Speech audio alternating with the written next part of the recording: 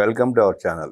నమస్కారం. కమ్మ కొడాలి నాని విచారణ, BC Karumuri Sunil arrest, వక్రాక్షలో రాసిన వ్రాతలు, వైసీపీ చేసిన విషప్రచారాలు, దొంగలకి కులం ఉంటుందా, దోపిడీదారులకి కులం ఉంటుందా, ఎందుకు ప్రజాని కులం తోక తగిలించే ప్రయత్నం చేస్తున్నారు, వారి రాజకీయ పందా ఏంటి, నిజంగానే సునీల్ని అక్రమంగా అరెస్ట్ చేశారా, అరెస్ట్ చేసింది ఎవరు, ఎందుకు అరెస్ట్ చేశారు, కమ్మ కొడాలి నానిని ఎందుకు విచారిస్తున్నారు, అరెస్ట్ చేసే అవకాశం ఉందా, ఇలాంటి అనేక విషయాలు తెలుసుకునే ప్రయత్నం చేద్దాం. విశ్లేషించడానికి మనతో పాటు ఉన్నారు సీనియర్ జర్నలిస్ట్ సత్యమూర్తి గారు. వారిని మనం విశేషాలు తెలుసుకుందాం. నమస్తే సార్. నమస్కారం అండి. ఈ మధ్య ప్రధాని కుల ప్రస్తావన తీసుకురావాల్సి వస్తూ ఉంది. కులం తగిలించకపోతే ఎవరికి అర్థం కావట్లేదు, లేదంటే ఆ వైసీపీ వాళ్ళు అలా అలవాటు చేశారు అర్థం కావట్లేదు, కానీ కుల ప్రస్తావన తీసుకొస్తేనే ఎవరైనా వీడియో చూసే పరిస్థితి కూడా ఉంది. ఇప్పుడు ప్రధానంగా కమ్మ కొడాలి నాని విచారణకు పిలుస్తున్నారు, విచారిస్తారు, అరెస్ట్ చేసే అవకాశం ఉందా, ప్రభుత్వం ఏమైనా కాపాడే పరిస్థితి ఉందా, అలాగే బీసీ సునీల్ని అక్రమంగా ప్రభుత్వం అరెస్ట్ చేసిందంటూ విషప్రచారం చేస్తుంది వైసీపీ. ప్రభుత్వం అరెస్ట్ చేసిందా, ఈడీ అరెస్ట్ చేసిందా, ఎందుకు అరెస్ట్ చేసింది, ఎట్లా చూస్తారు, ఎట్లా విశ్లేషిస్తారు? ఇప్పుడు నేరం చేసేవాడు వాడు ఏ కులం వాడైనా ఐపీసీ మాత్రం ఒకటే ఉంది కదా. అంటే ఇప్పుడు ఐపీసీ అంటే ఇప్పుడు భారతీయ న్యాయ సంహిత మాత్రం అందరికీ ఒకటే ఉంది కదా. అదృష్టం ఏంటంటే బాబా సాహెబ్ అంబేద్కర్ గారు రాశారు కాబట్టి ఆ రాజ్యాంగం ఎప్పుడో రాశాడు కూడా సరిపోయింది. లేదు వాళ్ళు రాస్తే ఆయన కూడా కులం అంటుకట్టేవాళ్ళు ఈ వైసీపీ వాళ్ళు. ఖచ్చితంగా ఇప్పుడు కారుమూరి నాగేశ్వరరావు విషయం తీసుకుందాం. కారుమూరి నాగేశ్వరరావు మామూలుగా అతను is not a political person, అంటే రాజకీయాలకి సంబంధం లేదు. కనుమూరి బాపిరాజు దగ్గర ఒక పర్సనల్ అసిస్టెంట్గా ఉండేవాడు, పిఏగా, అంటే అన్అఫీషియల్ పిఏగా ఉండేవాడు. అఫీషియల్ కూడా కాదు, అన్అఫీషియల్గా ఆయనకి ఏదో సహాయం చేస్తూ ఉండేవాడు. అంటే సహాయం అంటే ఈజ్ ఎ హెల్పర్ ఈ కారుమూరి నాగేశ్వరరావు కనుమూరి బాపిరాజుకి. అంటే నీకు ఎవరైనా రాజకీయాల్లోకి రావచ్చు. మీరు చెప్తున్న కొడాలి నాని మరి లారీ క్లీనరు, ఆయన రాజకీయాల్లోకి రాలేదా? వస్తారు, సహజంగా వస్తారు. అందులో మనమేమి కాదంటానికి వీల్లేదు, తప్పు పట్టాల్సిన అవసరం అంతకన్నా లేదు. ఇప్పుడు ఈ అదృశ్యం అయిపోయాడు కదా, పిల్ల సాయి. ఆవిడ అదృశ్యం కాకుండా ఉంటే వాడు కూడా రాబోయే రోజుల్లో వాడు రాజకీయ నాయకుడు అయ్యేవాడు. ఎందుకంటే పార్టీలో ముఖ్య పాత్ర పోషించేవాడేమో. ఎందుకంటే వాడు మర్డర్ కేసులో ఉన్నాడు. నిలువున వాడు పక్క ఫ్రెండ్ని వేసి బీరు బాటిల్ పోయి పొడిచి చంపాడు. ఒక పోక్సో కేసు ఉంది, అంటే మైనర్ గాళ్ళని రేప్ చేసిన ఇది ఉన్నది. ఒక 25 సంవత్సరాల వయసులోనే 23 కేసులు ఉన్నాయి. 13 సంవత్సరం నుంచి కేసులు అంతకన్నా ఇంకా క్వాలిఫికేషన్ ఏముంది ఈ జగన్మోహన్ రెడ్డి పార్టీలోకి రావటానికి? ఇటువంటి దారుణమైన పరిస్థితుల్ని రాజకీయాలలో వాటిని చొప్పిస్తున్న వ్యక్తి జగన్మోహన్ రెడ్డి. మనం ఏ రోజున కూడా కులం గురించి మాట్లాడుకోవటానికి చాలా ఇన్హిబిషన్స్ ఉండేవి మనకి. అది తప్పు అన్న అపరాధ భావన ఉండేది మనకి. అటువంటిది మనలాంటి వాళ్ళని కూడా మనం కులం గురించి మాట్లాడేలాగా ఈ జగన్మోహన్ రెడ్డి ఫోర్స్ చేస్తున్నాడు. తప్పదు. లేకపోతే ఇప్పుడు కొడాలి నాని అనేవాడు ఉచ్చం నీచం లేకుండా అతి జుగుప్సాకరమైన భాషలో అతను ప్రతి ఒక్కళ్ళని తిట్టేవాడు. వాడు ఏ కులం అయితే ఏముంది, మనకి ఏంటి సంబంధం? నువ్వు పబ్లిక్లోకి వచ్చినప్పుడు నువ్వు మాట్లాడే భాష. ఇప్పుడు రామరమ్మ గారు, మీరు నన్ను పిలుస్తున్నారు, నాతో డిస్కస్ చేస్తున్నారు కొన్ని టాపిక్స్. నేను బూతులు లంకించుకున్నాను అనుకోండి, మళ్ళీ మీరు నన్ను పిలుస్తారా? పిలవరు సహజంగా. ఎందుకు అంటే అది పబ్లిక్లో మాట్లాడుకునే భాష కాదు అన్న ఇంగిత జ్ఞానం మీకు ఉంది, నాకు ఉంది. కాబట్టి మనం ఆ తరహా ఎక్స్ప్రెషన్, వే ఆఫ్ ఎక్స్ప్రెషన్కి మనం పోం. ఇంకొకటి ఒక లాజిక్ చెప్తాం మీకు. నాకెవరు చెప్పారు అంటే, ఇప్పుడు ఓవైసీ ఉన్నాడు కదా, వీళ్ళ ఫాదర్ ఉన్నాడు, సుల్తాన్ సలావుద్దీన్ ఓవైసీ గారు. ఆయన ఒక సందర్భంలో చెప్పాడు నాతో. నేను ఈనాడులో రిపోర్టర్గా పనిచేసే టైంలో 1985 హైదరాబాదు మున్సిపల్ ఎన్నికలు కవర్ చేసే టైంలో ఆయనతోటి నేను ఇంటరాక్ట్ అయ్యా చాలాసార్లు. ఆయన ఇంటర్వ్యూలు చేయటం అవి ఇవి చేసినప్పుడు, అప్పట్లో ఈ పిసిసి అధ్యక్షుడుగా జలగం వెంగళరావు ఉండేవాడు కాంగ్రెస్ పార్టీకి. అసలు ఎన్టీ రామారావు ఆడిని పంచెప్పు తీసి కొడతా, అని నేను దంతే ఆడెళ్ళి బంగాళాఖాతంలో పడతాడు, ఇట్లా మాట్లాడేవాడు జలగ వెంగళరావు. ఇట్లా మాట్లాడేవాడు. ఎన్టీ రామారావు స్పందించేవాడు కాదు. ఎన్టీ రామారావు ఏ రోజున కూడా మాటతో వారు అనే ఆయన అని కూడా రాదు, వారే ఆ వారు అనేవాడు తప్ప అసలు ఎటువంటి ఫౌల్ లాంగ్వేజ్ ఎన్టీ రామారావు నోటి నుంచి వచ్చేది కాదు. తర్వాత కొంతమంది బీజేపీ నాయకులు ఓవైసీని ఉద్దేశించి అట్లా మాట్లాడుతూ ఉండేవాళ్ళు. ఈ ఓవైసీ పార్టీ ఎంఐఎం పార్టీకి సంబంధించిన వాళ్ళు మరి భయంకరంగా తిడుతూ ఉండేవాళ్ళు. ఇవన్నీ చూసి నేను అడిగాను అనమాట, ఎందుకంటే అట్లా బూతులు తిట్టుకుంటారు, మామూలుగా మాట్లాడుకోవచ్చు కదా అని అడిగినప్పుడు ఆయన ఏం చెప్పాడంటే, సత్యమూర్తిజీ, ఎప్పుడైనా సరే మన దగ్గర ఆర్గ్యుమెంట్ లేకపోతే, మీరు ఒక సబ్జెక్టు తీసుకొచ్చారు నా దగ్గరికి, ఆ సబ్జెక్ట్ మీద నాకు నాలెడ్జీ లేకపోతే నేను ఇంకా మీతో ఆర్గ్యూ చేసే సిచ్యుయేషన్ లేకపోతే నోట్లో నుంచి బూతులు వస్తాయి. అంటే మీకు ఆర్గ్యూ చేసే సబ్జెక్ట్ మీ దగ్గర లేకపోతే మీరు బూతులు మాట్లాడతారు. ఇది పెద్ద సైకాలజీ మీద సబ్జెక్ట్ అండి ఇది అని చెప్పి ఆయన పెద్ద వయసు చెప్పాడు నాతో. నేను అప్పటి నుంచి అందరినీ చాలా కీన్గా అబ్జర్వ్ చేస్తూ ఉంటే అందరంతే. జలగం వెంగళరావు దగ్గర నుంచి చెప్తున్నాను నేను. జలగం వెంగళరావు ఎన్టీ రామారావుని విమర్శించటానికి అసలు పొలిటికల్ ఆస్పెక్ట్స్ ఉండేవి కాదు. ఎందుకంటే రాజకీయం లేదు, ఎందుకంటే ఆయనకేమో బ్యాక్గ్రౌండ్, పొలిటికల్ బ్యాక్గ్రౌండ్ లేదు, కరప్షన్ లేదు. ఆయన వచ్చిన తర్వాత అన్ని సంస్కరణలు తప్ప ఆయన ఇంకేం చేయలేదు. విపరీతమైన ప్రజాకర్షణ. ఎన్టీ రామారావు ప్రెస్ కాన్ఫరెన్స్ అంటే మేమందరం ఎగబడి పరిగెత్తుకుంటూ వెళ్ళేవాళ్ళం. అంటే జలగ వెంగళరావు కూడా ఆయన వైపు జనాలు చూడాలంటే రామారావుని తిట్టాలి. రామారావు గారు అందులో రామారావు గారిని తిట్టడం అనేది జలగ వెంగళరావు గారు ఆయన ఎంచుకున్న స్ట్రాటజీ, సబ్జెక్టు లేక. సో ఇట్లా ఇప్పుడు కొడాలి నాని నోరు తెరిస్తే బూతులు మాట్లాడేవాడు. ఇప్పటికీ అదే మాట్లాడుతున్నాడు. ఎందుకు మాట్లాడుతున్నాడు? అతనేదో లారీ క్లీనర్ నుంచి వచ్చాడా? ఇది కాదు సబ్జెక్టు. నువ్వు లారీ క్లీనరు అని నేను తడకి ఇప్పుడే నేను 2 సార్లు నేను వాడాను అంటే దానికి కారణం ఏంటి? నీ లాంగ్వేజ్, నువ్వు వాడుతున్న భాషతోటి నీ బ్యాక్గ్రౌండ్ నేను చెప్పాల్సి వస్తున్నది. లేకపోతే నువ్వు నిజంగా లారీ క్లీనర్గా పనిచేసేవా లేదా నాకు తెలియదు, నేను చూడలేదు. నువ్వు ఎంతసేపటికి హరికృష్ణ ఆహ్వానం హోటల్లో అక్కడి నుంచే తెలుసు నువ్వు అంతకుముందు నాకు తెలియదు. నువ్వు హైదరాబాదు ఆహ్వానం హోటల్లో హరికృష్ణతోటి ఉన్నప్పుడు నువ్వు ఎట్లా ఉండేవాడివో చూసిన వ్యక్తి కాబట్టి రిపోర్టర్ కానీ నేను ఐఎమ్ నాట్ ఏ పాలిటీషియన్. వాస్తవంగా లారీ క్లీనర్ కాదు, వాళ్ళ నాన్న ఆయన కోడారాజన్ గారికి బస్సులు ఉండేవి, చదువు సంజయ్ లేదని చెప్పి బస్సు మీద పంపించేవాడు. ఏదైనా కానీ ఆ ఫీల్డ్కి సంబంధించిన వ్యక్తి. నీకు అతని బ్యాక్గ్రౌండ్ గురించి మనం తెలుసుకోవాల్సిన పరిస్థితి ఏర్పడది అంటే that is because of his language, what is using. Foul language వాడటం, పెద్ద చిన్న తారతమ్యం లేకుండా మాట్లాడటం. చంద్రబాబు నాయుడు తోటి నువ్వు రాజకీయంగా విభేదించవచ్చు, అందులో ఎటువంటి ఇది లేదు, నో అబ్జెక్షన్. చంద్రబాబు నాయుడు తోటి చాలామంది విభేదించారు. విభేదించిన వాళ్ళు ఎవ్వరూ కూడా చంద్రబాబు నాయుడు గురించి పొలిటికల్ విమర్శలు చేశారు తప్ప వ్యక్తిగతంగా ఈ కొడాలి నాని వాడిన భాషలో ఎవరు చేయలేదు. ఇప్పుడు కేసు వచ్చింది కదా, ఈ కేసు కూడా ఎట్లా వచ్చింది అంటే అతని వాచాలత్వం వల్లే వచ్చింది. అతను ఏమన్నాడు, ఆ రోజున రాష్ట్ర ఎన్నికల అధికారిగా ఉన్న నిమ్మగడ్డ రమేష్ కుమార్, అసలు నిమ్మగడ్డ రమేష్ కుమార్ గురించి ఈ కొడాలి నానికి ఏమన్నా తెలుసా? నిమ్మగడ్డ రమేష్ కుమారు ఆయన ఎస్వి యూనివర్సిటీలో చదువుకున్నాడు, ఏకసంధాగ్రాహి. ఫస్ట్ ఎగ్జామ్ ఇట్లా రాయంగానే ఐఏఎస్ సెలెక్ట్ అయ్యాడు. ఫస్ట్ అటెంప్ట్లో సెలెక్ట్ అయ్యాడు, ర్యాంకు విత్ ర్యాంకు మొత్తం సెలెక్ట్ అయిపోయి ఆయన వచ్చిన తర్వాత మామూలుగా అంటే కింద స్థాయి నుంచి సబ్ కలెక్టర్ నుంచి ఆయన చేసిన పనులు చూస్తే అసలు మామూలుగా ఉండదు.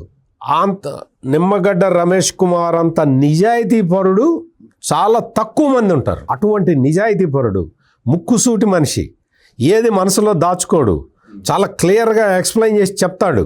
గవర్నమెంట్లో ఉన్నప్పుడు కూడా, గవర్నమెంట్లో ఎవరైనా రాజకీయ నాయకుడు ఈ పని చేసి పెట్టు ఆ పని చేసి పెట్టు అంటే ఈ పని కాదు. ఎందుకు కాదు అంటే ఇదిగో రూల్ ఈ విధంగా ఉన్నది, ఈ రూల్ పొజిషన్ ప్రకారం ఈ పని చేయటం కుదరదు. నువ్వేం చేయాలి అంటే అసెంబ్లీలో ఈ రూల్ మార్పించుకోపో, చట్టాన్ని మార్పించుకోనరా, నేను చేసి పెడతా అని చెప్పేవాడు. ఇట్లా ఏ ఐఏఎస్ ఆఫీసర్ చెప్తాడు? చాలా తక్కువ మంది చెప్తారు. అట్లా అంత ఎట్లా అంటే ఐఏఎస్ ఆఫీసర్గా రూల్ ఆఫ్ ల్యాండ్ని ఫాలో అవ్వటం తప్ప నిమ్మగడ్డ రమేష్ కుమార్కి వేరే విషయం తెలీదు. చాలా కాలం పాటు గవర్నమెంట్ ఆయనకి ఫోకల్ పోస్టింగ్ ఇవ్వాల. స్ట్రైట్ ఫార్వర్డ్ అండి. ఈయన ఎప్పుడు వెళ్ళి అడగల, ఎవరిని అడగడు కూడా. నాకు ఒక మంచి పోస్ట్ ఇవ్వండి, మీకు ఇంత ఇచ్చుకుంటా, అటువంటి వ్యవహారాలు నిమ్మగడ్డ రమేష్ కుమార్ చెయ్యడు. ఇప్పటివరకు చేయలేదు, ఇంకా భవిష్యత్తులో కూడా చేయడు ఆయన. అటువంటి నిమ్మగడ్డ రమేష్ కుమారు ఈ బాధలు భరించలేక గవర్నర్కి సెక్రటరీగా వెళ్ళిపోయాడు. అంటే ఇంకా ఈ రాజకీయాలు, వాడిని వెళ్ళి పోస్టింగ్ అడగడం ఇవన్నీ మనకెందుకని, చెత్తంతో వద్దనుకుని. అంటే ఈ తరహా వ్యక్తిని పట్టుకొని నిమ్మగడ్డ రమేష్ కుమార్ క్యాస్ట్ ఏంటి కొంచెం పక్కన పెట్టండి, చంద్రబాబు నాయుడు క్యాస్ట్ ఏంటి పక్కన పెట్టండి, ఈ కొడాలి నాని క్యాస్ట్ ఏంటి పక్కన పెట్టండి. ఈ కొడాలి నాని ఏమన్నాడో తెలుసా? ఈ నిమ్మగడ్డ రమేష్ కుమార్ని ఆయన కులం పేరుతోటి సంబోధించి వెళ్ళి చంద్రబాబు నాయుడు చెప్పులు నాకుతున్నాడు అన్నాడు. అంటే ఒక రాజ్యాంగబద్ధమైన పోస్టులో ఉన్న వ్యక్తి, న్యాయ నిర్ణేత, ఎలక్షన్ ఆఫీసర్, ఎలక్షన్ మొత్తం ప్రధాన ఎన్నికల అధికారి అంటే ఆయన న్యాయ నిర్ణేత. ఆయన చేతిలోకి అంటే ఎలక్షన్ నిబంధనలు ఏదైనా ఉన్నప్పుడు అవి అమలు చేయాల్సిన వ్యక్తి. చాలా ఖచ్చితంగా ఎన్నికల నిబంధనలను అమలు చేసిన వ్యక్తిని పట్టుకొని ఇంత దారుణమైన మాట మాట్లాడగలుగుతావా నువ్వు?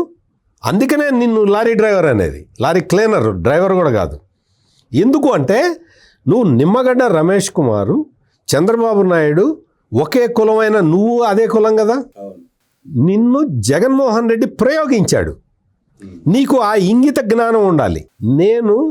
నేను ఆయన అందరం ఒకటే కులం కాబట్టి మా మధ్యలో తగాదా పెట్టడానికి జగన్మోహన్ రెడ్డి నన్ను ప్రయోగిస్తున్నాడు అన్న ఇంగిత జ్ఞానం నీకు ఉండాలి. నువ్వు వచ్చి ఎన్నికల నిబంధనలు కరెక్ట్గా అమలు చేయటం లేదు నిమ్మగడ్డ రమేష్ కుమార్ అని సాక్ష్యాలు ఆధారాలతో సహా చెప్పి ఉన్నట్టయితే ఆయన కేసు పెట్టడానికి అవకాశం ఉండేది కాదు. నువ్వు అప్పట్లో ప్రతిపక్ష నాయకుడిగా ఉన్న చంద్రబాబు నాయుడు గురించి, నిమ్మగడ్డ రమేష్ కుమార్ గురించి దారుణమైన కామెంట్లు చేసిన వ్యక్తి ఈ కొడాలి నాని. కొడాలి నానితోటే ఎందుకు చేయించాడు జగన్మోహన్ రెడ్డి? నేను స్ట్రైట్ అవే నేను కొడాలి నాని ఏదో అమాయకుడని కాదు నేను చెప్పేది. ఇద్దరు ఒకటే కులం కాబట్టి అట్లా ప్రయోగించాడు జగన్మోహన్ రెడ్డి ప్రయోగించకపోతే నీకేం ఇంట్రెస్ట్ ఉంది? నీకు సంబంధించినంత వరకు పోనీ కుల ప్రస్తావన తీసుకురాకుండా నువ్వు మాట్లాడిన సందర్భాలు ఏమైనా ఉన్నాయా?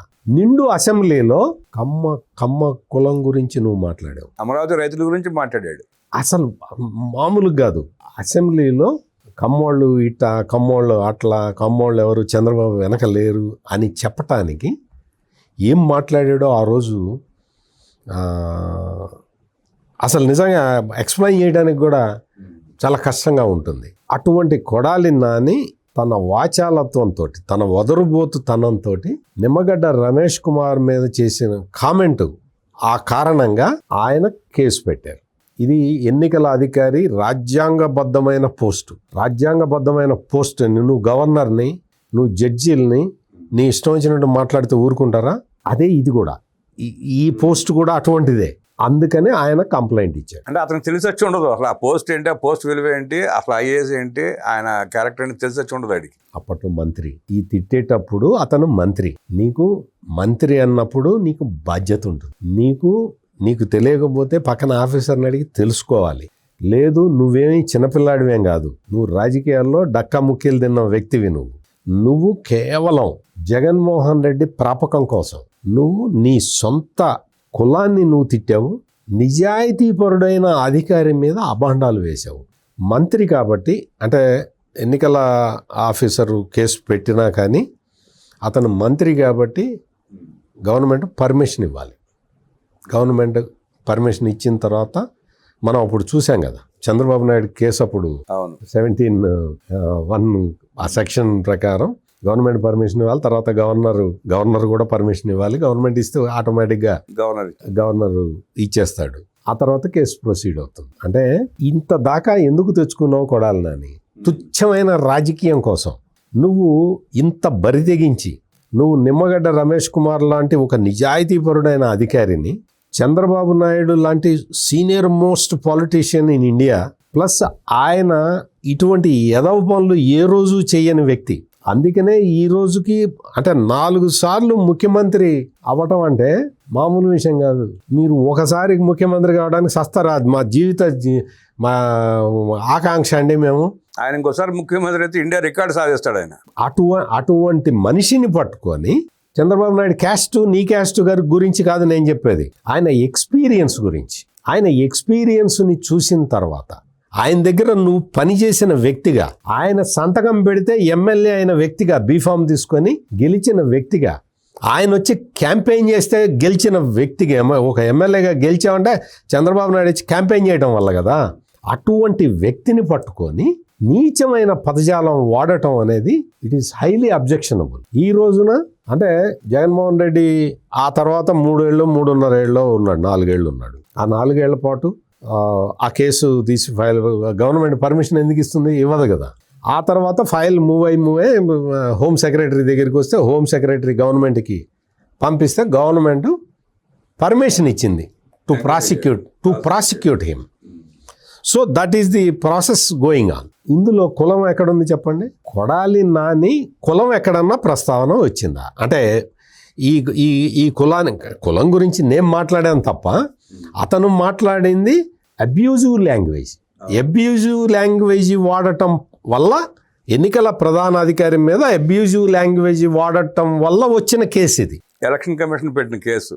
ఎగ్జాక్ట్లీ, ఎలక్షన్ కమిషన్ పెట్టిన కేసు. దీనికి రాష్ట్ర ప్రభుత్వానికి సంబంధం ఏంటి? చంద్రబాబు నాయుడుకి ఏం సంబంధం? ఇది ఇప్పుడు కారుమూరి నాగేశ్వరరావు కొడుకు గురించి చదువు. కారుమూరి నాగేశ్వరరావు బ్యాక్గ్రౌండ్ చెప్పాను నేను. ఆయన కొడుకు ఏం చేశాడు? ఈ మద్యం కేసులో, అంటే జగన్మోహన్ రెడ్డి ముఖ్యమంత్రిగా వచ్చిందే మద్యం కుంభకోణం చేయటానికి అన్నట్టు చేశాడా లేదా? రాగానే పాలసీ మార్చాడు. పాలసీ మార్చడమే కాకుండా ఆ డిమాండ్ ఆధారంగా ఆర్డర్ పెట్టే వ్యవస్థ, దానికి సీటెల్ సాఫ్ట్వేర్ వాడతారు, మొత్తం దాన్ని ఆపేశాడు. తర్వాత అప్పటి చీఫ్ సెక్రటరీ ఎల్వి సుబ్రహ్మణ్యం ఈ వాసుదేవరెడ్డిని అగ్రికల్చర్ డిపార్ట్మెంట్లో వేద్దాం అంటే నో బ్రెవరీస్ కార్పొరేషన్ ఎండీగా పెట్టండి అని చెప్పి జగన్మోహన్ రెడ్డి చెప్పటం. మూడు కారణాలు చెప్పా కదా. తర్వాత విజయసాయి రెడ్డిని ప్రయోగించటం, ఇవన్నీ జరిగినాయి. ఇవన్నీ ఎప్పుడు జరిగినాయి? జగన్మోహన్ రెడ్డి అధికారంలోకి రాగానే మొదలుపెట్టింది ఫస్ట్ కార్యక్రమం ఇదే. అది పెద్ద కుంభకోణమై కూర్చున్నది. 3,500 కోట్లు ఒక్క దుబాయ్కే పోయినాయి. మొత్తం ఇది ఎన్ఫోర్స్మెంట్ డైరెక్టరేట్ టేకప్ చేసింది. సిట్ రాజశేఖర్ బాబు ఆధ్వర్యంలో, రాజశేఖర్ బాబు అంటే మీకు వెంటనే స్ఫురించి ఉంటుంది. పిల్లసాయి విషయంలో జగన్మోహన్ రెడ్డి ఈ రాజశేఖర్ బాబుని ఇరికించడానికి ప్రయత్నం చేసింది ఎందుకు అంటే, ఆయన సిట్ అధిపతిగా లిక్కర్ స్కాండల్ మొత్తం తీసుకొచ్చి బయట పెట్టి వీళ్ళందరిని అరెస్ట్ చేశారు. సుప్రీంకోర్టు దాకా వెళ్ళినా వాళ్ళకి ముందస్తు బెయిల్ రాలేదు. అది కడుపుమంట. అంత పకడ్బందీగా ఆయన కేసుని తీసుకొని వచ్చాడు. ఈ రాజశేఖర్ బాబు ఎంత పకడ్బందీగా కేసు తీసుకొచ్చాడు అంటే, ఎన్ఫోర్స్మెంట్ డైరెక్టరేట్ వాళ్ళు డైరెక్ట్గా వచ్చి సార్ ఒక కాపీ ఇవ్వండి సార్ అని తీసుకొని వీళ్ళ మీద కేసులు పెడుతున్నారు, ఈ మనీ లాండరింగ్ మీద. అంత పకడ్బందీగా రాజశేఖర్ బాబు ఈ మద్యం కుంభకోణాన్ని ముందరికి తీసుకెళ్తే, ఆ రాజశేఖర్ బాబుని కార్నర్ చేయటానికి ఒక రౌడీ షీటర్ని అడ్డం పెట్టుకొని, రౌడీ షీటర్ అదృశ్యమైపోయాడు అన్న కేసుని అడ్డం పెట్టుకొని, ఈ రౌడీ షీటర్ కులాన్ని ప్రయోగించి, ఈ రౌడీ షీటరు ఎవరి మనిషి? దేవినేని అవినాష్ మనిషి. దేవినేని అవినాష్కి సంబంధించిన మనిషి. దేవినేని అవినాష్ ఏ క్యాస్టు? కమ్మ క్యాస్టు. కమ్మ దేవినేని అవినాష్ అనాలి. కమ్మ దేవినేని అవినాష్. ఈ దేవినేని అవినాష్ వచ్చి మాట్లాడకుండా జగన్మోహన్ రెడ్డి ఎవరిని పంపించాడు? అంబటి రాంబాబుని పంపించాడు. ఎందుకు? కాపు కులస్తుల్ని రెచ్చగొట్టడానికి పంపించాడు. అది దానికి సంబంధించి గవర్నమెంట్ ఆ సిఐని సస్పెండ్ చేసింది. అతని మీద ఎఫ్ఐఆర్ కట్టారు. దీనికి సంబంధించి కేసు నడుస్తూ ఉన్నది. హైకోర్టులో కూడా పోలీసులు సమాధానం చెప్పుకోవాల్సిన పరిస్థితి ఉన్నది. ఇవన్నీ జరుగుతూ ఉన్నాయి. ఇవన్నీ ఇంత కాంప్లికేటెడ్ కేసు ఎందుకు అయింది అంటే, అది మామూలుగా లాకప్లో గనక డెత్ జరిగి ఉంటే ఆ కన్సర్న్ ఎస్హెచ్ఓని పనిష్ చేస్తారు, అందులో ఎటువంటి సందేహం లేదు. ఎస్హెచ్ఓ అంటే సిఐ, ఆ సిఐ నాగరాజు. ఈ నాగరాజు కూడా కాపు కులస్తుడే. అంటే మనం దురదృష్టం ఏం చేస్తాం, మనం దురదృష్టం, మన కర్మ. కులాల గురించి పబ్లిక్ గా మాట్లాడుకోవాల్సిన పరిస్థితి రావటం మన కర్మ. అతను కాపు, ఈ పిల్లసాయి కాపు కాబట్టి తీసుకొచ్చి అంబటి రాంబాబుని ఇచ్చాడు. ఆ పిల్లసాయి రేపు చేసిన ఆ బాలికి కూడా కాపే మళ్ళీ. మరి ఎట్లా చెప్తావు నువ్వు? ఇంకొకటి ఏంటి, ఈ పిల్లసాయి మర్డర్ చేసినోడు రెడ్డి, మరి జగన్మోహన్ రెడ్డి మరి వాళ్ళని వెళ్ళి పరామర్శించి వచ్చాడా? పరామర్శించలే. వాళ్ళు కూడా ఈ వైఎస్ఆర్ కాంగ్రెస్ పార్టీ వాళ్ళే. ఆ నవీన్ రెడ్డి అనేవాడు కూడా, వాడు ఈజ్ ఆల్సో క్రిమినల్. వాడికి ఏం పెద్ద ఎగ్జామ్షన్ ఏం లేదు. మ్యాడ్ నవీన్ రెడ్డి, వాడి ఇంటి పేరే మ్యాడ్ నవీన్ రెడ్డి అని పెట్టుకుంటాడు. వాడు మొత్తం రక్తం అంతా పోసుకొని వాడు వీడియో రిలీజ్ చేశాడు. రక్తం అంతా పోసుకొని అని చెప్పి, అంటే ఇటువంటి పైశాచిక ఆనందం పొందేవాళ్ళు వీళ్ళందరూ. ఈ కృష్ణలంకలో ఇటువంటి బ్యాచ్లు ఒకటి కాదు, రెండు కాదు, చాలా బ్యాచ్లు ఉన్నాయి. కృష్ణలంక, విజయవాడ కృష్ణలంక మొత్తం అసలు జల్లెడబట్టాలి. మొత్తం డ్రగ్ మాఫియాలు ఉంటాయి అక్కడ. అది చేస్తున్నారు, పట్టుకుంటున్నారు. గంజాయి మాఫియాని పట్టుకుంటున్నారు. చాలా మందిని కంట్రోల్ చేస్తున్నారు, కౌన్సిలింగ్ చేస్తూ ఉన్నారు. అంటే ఇంత జరిగిన ఈ కుల రాజకీయాల్లో ఈ మొత్తం టోటల్ ఎపిసోడ్, ఈ మద్యం కుంభకోణం, జగన్మోహన్ రెడ్డి ముఖ్యమంత్రి కాగానే చేయటం మొదలుపెట్టిన మద్యం కుంభకోణంలో లాస్ట్ పార్ట్ ఏదో వచ్చింది, రాజశేఖర్ బాబుని తప్పించటానికి, రాజశేఖర్ బాబుని బ్లాక్మెయిల్ చేయటానికి, రాజశేఖర్ బాబు నైతిక స్థైర్యాన్ని దెబ్బతీయటానికి జగన్మోహన్ రెడ్డి అంబటి రాంబాబుని, పిల్లసాయిని, వీళ్ళందరినీ ప్రయోగించాడు. ఇంత చేసావు కదా, కేసు ఆగుతుంది అనుకుంటున్నావా? ఇప్పుడు రాజశేఖర్ బాబు చేతిలో కూడా ఏం లేదు. ఎందుకు లేదు? రాజశేఖర్ బాబు సిట్టు వరకే పరిమితం. ఇప్పుడు వచ్చింది ఎవరు? Enforcement directorate. ఎన్ఫోర్స్మెంట్ డైరెక్టరేట్ ఎట్లా వచ్చింది, ఎందుకు వచ్చింది? వాళ్ళు మొత్తం విపరీతంగా మనీ లాండరింగ్ జరిగింది, వేల కోట్ల రూపాయల మనీ లాండరింగ్ జరిగింది, అట్టపెట్టెల్లో క్యాష్ స్మగ్లింగ్ జరిగింది అన్న ఆరోపణలతోటి ఎన్ఫోర్స్మెంట్ డైరెక్టరేట్ వచ్చింది. ఎన్ఫోర్స్మెంట్ డైరెక్టరేట్ వచ్చిన తర్వాత అప్పటికే సిట్, రాజశేఖర్ బాబు ఆధ్వర్యంలోని సిట్ ఇచ్చిన మొత్తం ఆ ఇన్ఫర్మేషన్ అంతా చూసిన తర్వాత ఎన్ఫోర్స్మెంట్ డైరెక్టరేటు ఇంకొక యాంగిల్లో మొదలుపెట్టింది కేసు దర్యాప్తు అది ఏమి యాంగిల్? చాలా మద్యం తయారైంది కదా, డిస్టిలరీలు, బ్రూవరీల్లో జే బ్రాండ్ మద్యం తయారైంది. గవర్నమెంట్ డిపోలు పెట్టి వైసీపీ కార్యకర్తలను అక్కడ పెట్టి అమ్మించాడు. ఈ డబ్బులన్నీ క్యాష్లోనే కలెక్ట్ చేశాడు.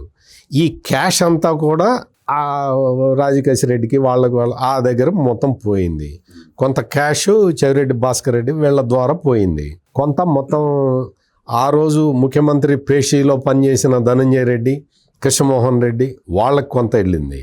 ఇప్పుడు ఎన్ఫోర్స్మెంట్ డైరెక్టరేట్ ఏం చేసిందో తెలుసా? అసలు మద్యం ట్రాన్స్పోర్ట్ చేయాలి కదా, డిస్టిలరీలు, బ్రూవరీస్ నుంచి బ్రూవరీస్ కార్పొరేషన్కి, అక్కడి నుంచి షాపులకి ట్రాన్స్పోర్ట్ చేయాలి కదా. ఇది ఎవరు చేశారు అని చూశారు. ఇది ఎవరు చేశారంటే కార్బన్ నాయిస్ ఒక పార్ట్. ఈ మొత్తం టోటల్ నెట్వర్క్లో transportation is the big issue, చాలా పెద్ద ఇష్యూ. ఎందుకు బిగ్ ఇష్యూ అయింది? ఎందుకు అంటే 100 బాటిల్ నువ్వు పంపించేది 200 బాటిల్స్ పంపిస్తావు, 100 బాటిల్స్కే లెక్క చెప్తావు. మీరు అర్థం చేసుకోండి. అర్థమైంది. మీకు మామూలుగా ఇండెంట్, నేను చెప్పిన సీటెల్ సాఫ్ట్వేర్ నేను సీటెల్ సాఫ్ట్వేర్ గురించి చెప్పిందే ఇందుకు. సీటెల్ సాఫ్ట్వేర్ ఉంటే పక్కా లెక్క వచ్చేది. నువ్వు అక్కడ ఎంత తయారు చేసావు, అక్కడ ఎంత మార్కెట్లో డిమాండ్ ఎంత ఉంది, అక్కడి నుంచి ఎంత లిఫ్ట్ చేసావు, బ్రూవరీస్ కార్పొరేషన్లో ఎంత ఉంది, రికార్డ్ ఎంత ఉంది, స్టాక్ ఎంత ఉంది, ఇక్కడి నుంచి డిపోకి ఎంత వెళ్ళింది. ఈ మొత్తం ఆటోమేటెడ్ ఆర్డర్ సిస్టమ్ అది. దాన్ని ఆపిచ్చి మాన్యువల్గా ఆర్డర్ తీసుకున్నారు. మాన్యువల్గా ఆర్డర్ తీసుకున్నది 90 బాటిళ్ళకి తీసుకున్నారు. అంటే నాకు రేట్లు గిట్లు ఆ లెక్కలు నాకు తెలియవు, కానీ ఉదాహరణకి చెప్తా. ఒక 90 బాటిళ్ళకి ఆర్డర్ తీసుకున్నారు అనుకోండి, దానికి ఇంకొక 110 బాటిల్స్ యాడ్ చేసి 200 బాటిల్స్ పంపిస్తే 90 బాటిల్స్ డబ్బులు గవర్నమెంట్కి కట్టి మిగిలిన 110 బాటిల్స్ డబ్బులు అట్టపెట్టెల్లోకి పోయినాయి. ప్యాలెస్కి పోయినాయి. ఇంకెక్కడికి పోయినాయి? అట్టపెట్టెల్లోకి పోయినాయి. ఈ అట్టపెట్టెల్లోకి పోవటానికి కారణం ఏంటి? ఎక్కువ ట్రాన్స్పోర్ట్ చేయటం, ఒక ఆర్డర్ కన్నా ఎక్కువ ట్రాన్స్పోర్ట్ చేయటం. ఎంత పెద్ద నేరం అంటే టోటల్ ఈ చైన్ ఆఫ్ క్రైమ్ జరగటానికి ఈ link Karumuri Nageswararao and his a family. కొడుకు, కోడలు, భార్య అందరూ ఇందులో ఇదే పనిలో ఉన్నారు. నీకు కారుమూరి నాగేశ్వరరావు మామూలుగా ఎమ్మెల్యేగా ఉంటే మనం ఇంతసేపు మాట్లాడక్కర్లా, మంత్రి అయ్యాడు. ఎట్లా అయ్యావు? జగన్మోహన్ రెడ్డి మంత్రిగా ఎందుకు చేశాడు నిన్ను? నువ్వు నమ్మకస్తుడివి కాబట్టి, ఇందులో ఉపయోగపడుతున్నావు కాబట్టి సెకండ్ హాఫ్లో మంత్రి అయ్యావు. ఇప్పుడు ఎన్ఫోర్స్మెంట్ డైరెక్టరేట్ ఈడీ వాళ్ళు చంద్రబాబు ఆధ్వర్యంలో పనిచేస్తారా? నువ్వు బీసీవి అయితే ఈ దొంగ పని చేయటానికి లైసెన్స్ వచ్చినట్ట? నువ్వు నీ క్యాస్ట్ ఆధారంగా నేరం చేశావా? నీ క్యాస్ట్ ఆధారంగా కాదు కదా ఈ నేరం జరిగింది. పిల్లసాయి క్యాస్ట్ ఆధారంగా నేరం చేయలే, నేరం చేసి దొరికిన తర్వాత క్యాస్ట్ అంటగడుతున్నారు. నీకు ఈ కొడాలి నాని ఏ క్యాస్ట్ వాడైనా తిట్టిన కారణం అది. రాష్ట్ర ఎన్నికల సంఘం కేసు పెట్టింది, ఆ కేసు నడుస్తూ ఉన్నది. ఇక్కడ ఎన్ఫోర్స్మెంట్ డైరెక్టరేట్ వచ్చింది, కారుమూరి నాగేశ్వరరావు కుటుంబాన్ని పట్టుకుంది. క్యాస్ట్ ఎక్కడుంది జగన్మోహన్ రెడ్డి? ఇప్పుడు వచ్చి నీకు ఈ కారుమూరి నాగేశ్వరరావు బీసీ కాబట్టి ప్రభుత్వం కక్ష సాధిస్తున్నది అన్నావు. కేసు పెట్టింది ఎన్ఫోర్స్మెంట్ డైరెక్టరేట్ అడుగుపోయాళ్ళి. అరెస్ట్ చేసింది కూడా వాళ్ళే. అరెస్ట్ చేసింది వాళ్ళని అడుగుపో. రేపు కారుమూరి నాగేశ్వరరావు అరెస్ట్ చేయబోయేది కూడా వాళ్ళే. బీసీని ఎందుకు అరెస్ట్ చేస్తున్నావు అని ఎన్ఫోర్స్మెంట్ డైరెక్టరేట్ని అడుగు. Point number 1. Number 2, Kodali Nani Kamma వ్యక్తి కదా, కమ్మ కులానికి సంబంధించిన వ్యక్తి కదా. జగన్మోహన్ రెడ్డి నువ్వు బయటికి రా. నువ్వు ఎట్లయితే పిల్లసాయి కాపు అని చెప్పి ఉద్యమాన్ని లేవటానికి ప్రయత్నం చేశావో, కారుమూరి నాగేశ్వరరావు బీసీ అని ఉద్యమాన్ని లేపటానికి ఎట్ట ప్రయత్నిస్తున్నావో, కమ్మోళ్ళకి అన్యాయం జరుగుతున్నది, చంద్రబాబు నాయుడు కమ్మోళ్ళకి అన్యాయం చేస్తున్నాడు అని చెప్పి ఉద్యమం చేయి. రా, మాట్లాడాలి, వచ్చి చెయ్యి. నువ్వు చంద్రబాబు నాయుడు కొడాలి నానిని అరెస్ట్ చేయడం అనేది అన్యాయం, కమ్మోళ్ళకి అన్యాయం చేస్తున్నాడు చంద్రబాబు నాయుడు అని చెప్పి ఉద్యమం చేయి. రా. వల్లభనేని వంశీని అరెస్ట్ చేసినప్పుడు వల్లభనేని వంశీ అందంగా ఉంటాడు కాబట్టి అరెస్ట్ చేశాడు అని చెప్పిన నికృష్టుడు జగన్మోహన్ రెడ్డి వాడు చెందుకు మాట్లాడతాడు సార్. ఒక డౌట్ ఇక్కడ, అమరావతి అని మొదలుపెట్టి కమ్మాళ్ళని తిడతా, కమ్మాళ్ళని టార్గెట్ చేస్తా, అక్కడ చూస్తేనేమో విశాఖపట్నం మాజీ ఎంపీ సత్యనారాయణ ఎవరో ఒక అతను ఉంటాడు, గుడివాడ ఎమ్మెల్యే మాజీ ఎమ్మెల్యే కొడాలి నాని, గన్నవరం మాజీ ఎమ్మెల్యే వల్లభనేని వంశీ, కమ్మ దేవినేని అవినాష్, అన్నబత్తున శివకుమార్ తెనాలి మాజీ ఎమ్మెల్యే, ఇంకా ఎట్లా చాలామంది ఉన్నారు. ఆఖరి తన రూట్ మ్యాప్ పొద్దున్న లెగిస్తే ఇంట్లోంచి బయటికి వెళ్ళటానికి మొహం కట్టుకోవడానికి కూడా రూట్ మ్యాప్ ఇచ్చే తలసల రఘురామ్ కూడా కమ్మడే. ఇంత మంది కమ్మల్ని తన పార్టీలో పెట్టుకుని కమ్మ కులాన్ని టార్గెట్ చేసి ఏం సాధిద్దాం అనుకుంటున్నాడు అంటే ఆయన రాజకీయ ఉద్దేశం ఏదేముంటుందంటారు? ఏమీ లేదు, బదనాం చేయాలి అంటే మిగతా వర్గాలు దూరం అవుతాయనా? అంటే అతనికి ఏంటి అంటే ప్రస్తుతం కూటమి ప్రభుత్వం ఏమి తప్పులు చేయట్లేదు, జగన్మోహన్ రెడ్డికి ఏమీ దొరకట్లేదు. ఏం చేయాలి? ఎట్లా తన పార్టీని తను కాపాడుకోవాలి, తన పార్టీని తాను రక్షించుకోవాలి అంటే ఇప్పుడు కూటమిలో విభేదాలు తీసుకురావాలి. ఆ విభేదాలు తీసుకురావాలి అంటే కమ్మకి కాపుకి తగాదా పెట్టాలి. తెలుగుదేశం ఓటు బ్యాంక్ అంతా బీసీలు, అందుకని తెలుగుదేశం ఓటు బ్యాంకుని దెబ్బకొట్టాలి అంటే బీసీలకి తెలుగుదేశం అన్యాయం చేస్తున్నది అన్న స్లోగన్ తీసుకురావాలి. ఈ ప్రయత్నంలో ఉన్నాడు. కానీ జగన్మోహన్ రెడ్డికి నేను ఒక చిన్న సలహా చెప్తా. ఇవన్నీ 1950-60 రాజకీయాలు. అందుకని ముందు నీకు కులాల మధ్య తగాదా తీసుకొద్దాం అన్న ఆలోచన 1950 రాజకీయం. కొత్త రాజకీయం రా, కొత్త రాజకీయంలోకి రా. కొత్త రాజకీయం ఏంటి అంటే ప్రోగ్రెసివ్ పాలిటిక్స్.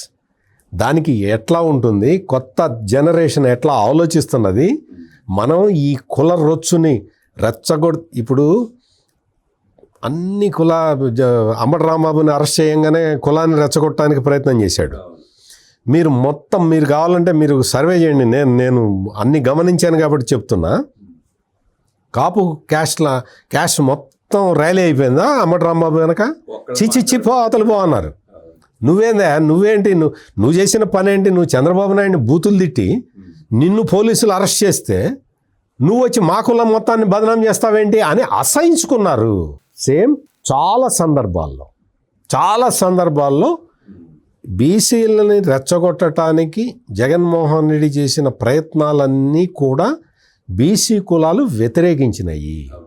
అందుకని ఎప్పుడో 1960 రాజకీయం ఇప్పుడు తీసుకురామక జగన్మోహన్ రెడ్డి, నువ్వు కులాల మధ్య కుంపట్లు రగిలిద్దాము అంటే సమాజం అట్లా లేదు, సొసైటీ అట్లా ఆలోచించట్లేదు. ఆ మంటల పాడి అతనే మస్ అయిపోతాడు. అది కుల రాజకీయాలు మాని అభివృద్ధి రాజకీయాలు చేయడం నేర్చుకో జగన్ రెడ్డి అంటూ సలహా ఇచ్చిన సత్యమూర్తి గారికి ధన్యవాదాలు తెలియజేస్తూ నమస్కారం.